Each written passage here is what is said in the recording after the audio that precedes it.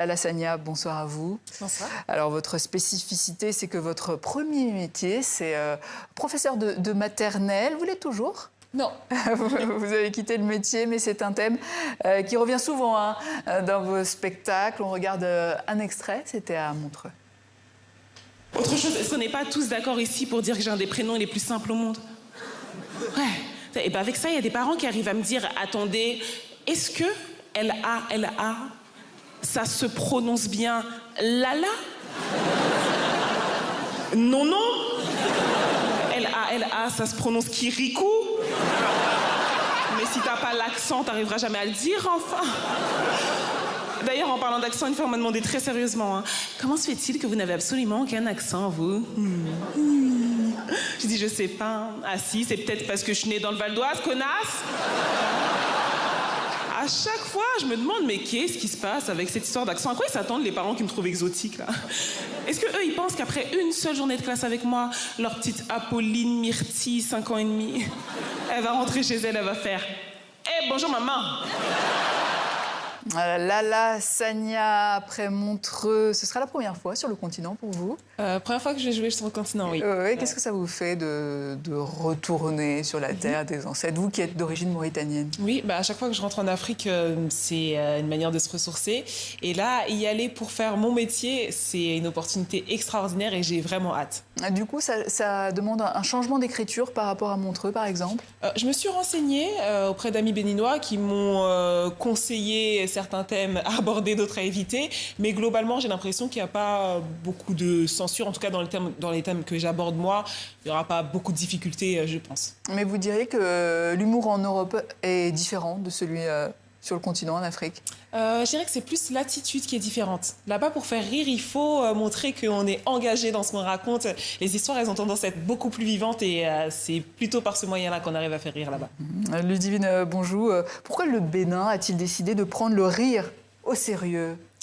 C'est une rencontre entre notre CEO Grégoire Führer et Jock Nation et le président Talon lors d'une rencontre à l'Élysée. De cette rencontre est née cette envie commune de faire rire, de montrer le rire qui est vraiment en pleine explosion en Afrique et en Afrique francophone que le groupe Jock Nation connaît bien. Oui, c'est à la suite des autres comédies qu'il y a sur le continent, à Dakar. Oui, il y a plusieurs, il y a plusieurs festivals, aussi. exactement. Il y a plusieurs festivals, mais le groupe Jock Nation est également présent avec un énorme casting panafricain.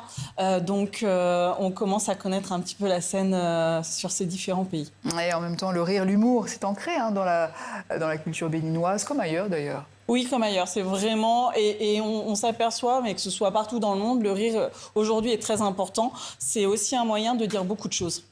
L'objectif, c'est aussi d'aller plus loin en matière d'humour, former les futurs talents, professionnaliser le domaine. Oui. L'enjeu de ce festival, c'est vraiment de mettre le Bénin sur vraiment comme une place majeure de l'humour dans le monde. On souhaite avoir des rencontres entre des masterclass, des artistes issus de différents pays de la francophonie, faire des rencontres qui a un brassage. C'est l'idée du groupe Jock Nation déjà au départ, mais là maintenant on veut l'apporter en Afrique. Oui, alors il y a tout un programme, j'ai vu. Oui. Est-ce que vous pouvez nous en dire Alors oui, nous commencerons lundi prochain, le 1er décembre, avec une masterclass avec Rokiata Ouedraogo. S'ensuit des rencontres de l'humour entre justement artistes et des personnes issues de la culture béninoise pour voir comment on peut travailler, comment c'est possible d'avancer entre besoins artistiques, besoins des artistes et puis tout ce qui entoure ces univers-là, financiers principalement.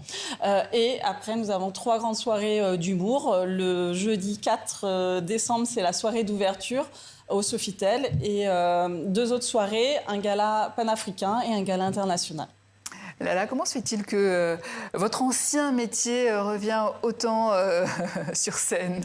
Parce que ça a été une grande source d'inspiration et c'est ce qui m'a poussée à monter sur scène. J'ai fait les deux en parallèle pendant un moment et maintenant que je suis artiste, j'ai laissé un peu de côté l'école, mais c'est vrai que c'est ce qui m'a poussée au départ à faire des blagues. Est-ce que vous pouvez nous évoquer un petit peu les thèmes qui seront abordés à Cotonou? À Cotonou, je vais parler un peu plus de moi cette fois-ci. Je vais parler aussi de mon métier, du regard aussi de l'Occident sur une professeure parfois noire dans un contexte où il n'y a pas beaucoup de noirs, mais aussi de ma famille et aussi de choses un peu plus personnelles. Et après Cotonou, vous voulez rester dans le métier de l'humour ou changer encore ou quels sont les projets à venir? Les projets à venir, rester dans le milieu de l'humour, encore exporter mon spectacle et pourquoi pas la fiction aussi, la comédie, parce que au départ, je viens du théâtre et là, j'aimerais bien explorer aussi d'autres pistes artistiques. Mais, ouais. Ludivine, après Cotonou, vous, c'est quoi la prochaine étape? Pour le groupe Jog Nation, l'Hilarious qui aura lieu en février à Lille. Merci beaucoup, merci à vous deux, Lala Sagna et Ludivine Bonjou, directrice artistique du tout premier Cotonou Comedy Festival.